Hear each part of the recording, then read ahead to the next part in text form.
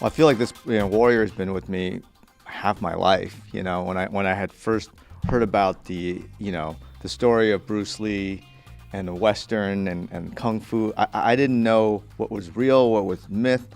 And Danielle, who I was working with one day, just asked the question of, did you know about this? And I said, yeah, I've read it my whole life.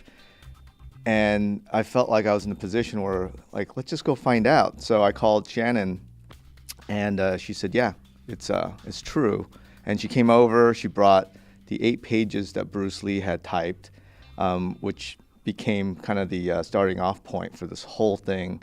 So to me, it was very kind of emotional because growing up, I remember as a kid watching Kung Fu and not understanding why there was a Caucasian man playing Asian with an accent, and so to be able to be a part of the process of bringing this to life was something that I knew was going to take time, but I felt like it was a worthy journey.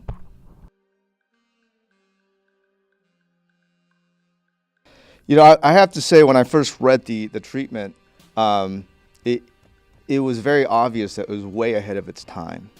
It was very postmodern. It was influenced, spaghetti westerns, Leone, but also it had, a lot of philosophy. It was very clear to me that this show that we were going to create, we had to somehow embrace it and hopefully kind of honor it and capture the essence of its, of what it's trying to achieve, and I feel like a lot of kind of the spirit of it, the essence of it, and a lot of some of the plot points and character are from the original 8 pages.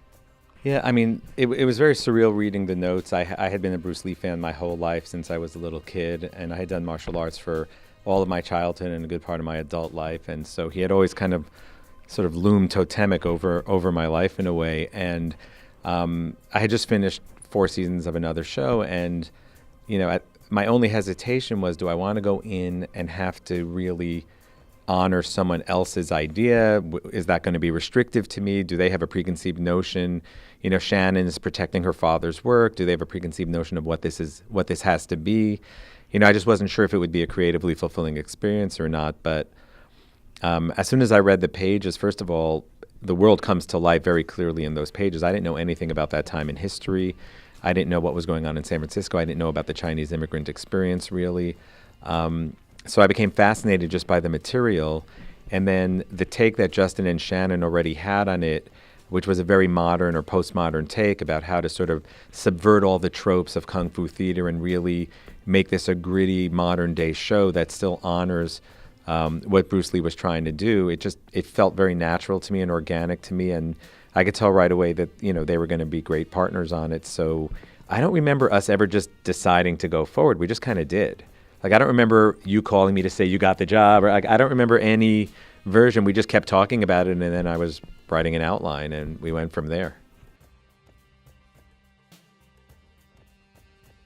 Well, I think the themes are the themes. Thematically, what he wanted to do was really portray a genuine, authentic immigrant experience, and at the same time infuse it with the lessons of Kung Fu.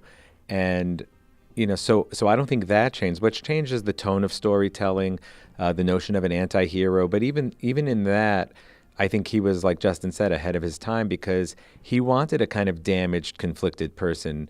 One of the tropes we really set out to subvert is the notion in a lot of Kung Fu movies where the hero is this very pure, noble person who doesn't make mistakes, who doesn't have sex, who doesn't get his hands too dirty.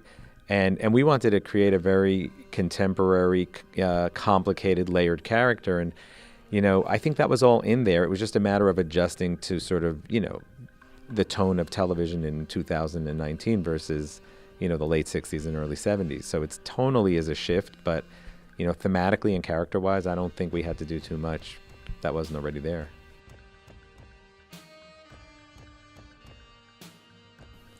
When we first set out to not even casting but writing, one of the things that I think was very important to us was to kind of take a step back and look at the genre.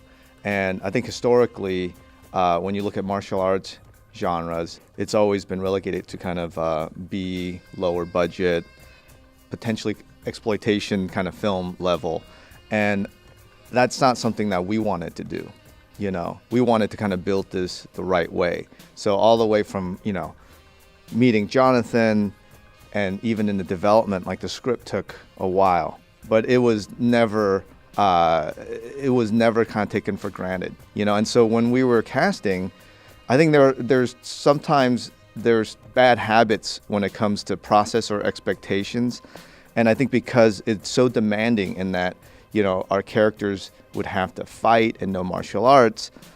You know, there were a couple of stretches where I was a little nervous because I felt like, okay, great, these, you know, there's people that are really good at doing martial arts, and now they're going to come and attempt to act, you know. And so we put a break to that very quickly, and we just kind of put out a wide net all around, you know, the globe, trying to find people that can really kind of emote first, and hopefully be able to kind of use that, and the action is the extension.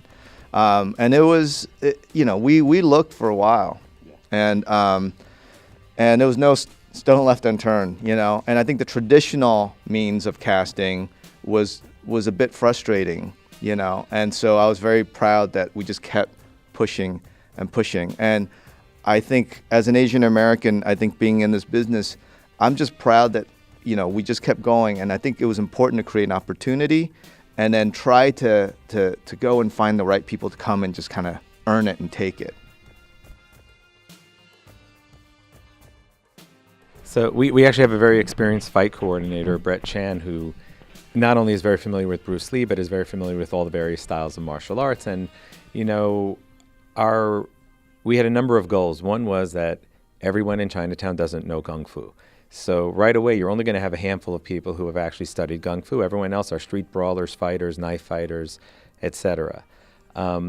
We wanted Assam's martial art to be, you know, to start out as a very pure form of Wing Chun, just like Bruce Lee's did, and gradually evolve into something a little more street, which is kind of our version of what Jeet Kune Do was, is to strip away some of the formality of it and make it a much more brutal and efficient form of fighting. And so Justin actually had me create a document that sort of traced the evolution of Assam's martial art over the 10 episodes, so we could move him from sort of flashy Kung Fu at the beginning to something a little more street ready and efficient and brutal at the end. And then when it comes to the other characters, we just don't want everyone fighting the same way. So we kind of look at who they are and what they're about and where they come from. And then we work very closely with Brett to sort of decide what's their martial art, you know, what's the style they would have felt most at home in. And that's what we do. So, you know, with each character, it becomes a different, you know, form of martial arts, usually Chinese martial arts. And once in a while we get into boxing and things like that. But it's all done, you know, from a character perspective. Well, you know, I think a lot of it, comes from Bruce Lee. You know, I think, you know, I'm not a martial arts, you know, expert. You know, I didn't grow up, you know, I love basketball. That was my thing. And so, you know, I feel like through my experience as a filmmaker, like even doing the Fast and Furious films, like I'm not a car guy, but I feel like it's my job to kind of try to understand why people are passionate about cars. And in this case, you know, when it comes to martial arts, I felt like I could kind of help from a distance, you know. And the thing that I love about Bruce Lee is that, you know, he was breaking down kind of what was traditional, you know, what was, you know, a lot of the rules that you learn becomes restrictions. And so I think the environment is important. And now something that we wanted to kind of design not only in Brett's kind of choreography, but in many ways, in the way Jonathan was writing it and the way we were going to shoot it, it was the environment and the characters that was around Assam was going to affect his style and evolve, an evolution.